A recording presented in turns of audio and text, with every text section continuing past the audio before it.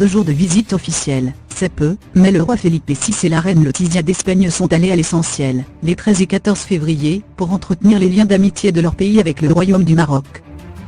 Après avoir profité de l'hospitalité du roi Mohamed VI, et de sa famille le premier jour, marqué par la signature de 11 accords de coopération, le couple royal entamait la journée du lendemain dans le recueillement.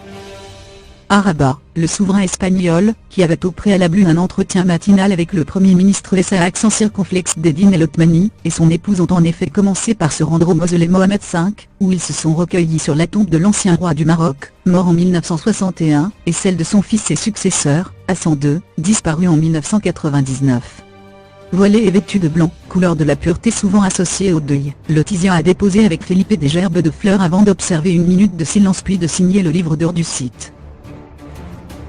La suite a été beaucoup plus animée, puisqu'elle a visité en compagnie de la princesse Lala Meriem, sœur du roi et présidente de l'Observatoire national des droits de l'enfant, OND, l'école de la seconde chance à Salé, école nationale de cirque Chancy, qui œuvre pour l'insertion et la réinsertion des enfants non scolarisés. Après une présentation, en préambule, des mesures gouvernementales pour améliorer l'accès à l'éducation, Letizia a eu l'opportunité de découvrir les lieux. Découvrant classe et atelier, elle a comme souvent eu beaucoup de succès auprès des tout jeunes, leur rendant bien leur affection et leur enthousiasme. Leur passage s'est terminé devant un petit spectacle et une photo souvenir. De son côté, le roi Felipe multipliait dans le même temps les rencontres avec les représentants des hautes instances du Maroc, retrouvant en fin de matinée son épouse à l'ambassade d'Espagne pour une audience avec des écrivains marocains en langue espagnole. Le monarque espagnol avait par la suite rendez-vous au ministère des Affaires étrangères, où avait lieu une rencontre économique.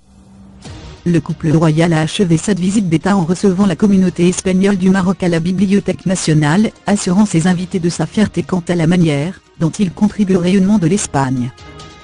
Pour l'occasion, Letizia, vêtue de rouge, la couleur nationale, avait les cheveux lâchés et un peu fous, comme rarement dernièrement.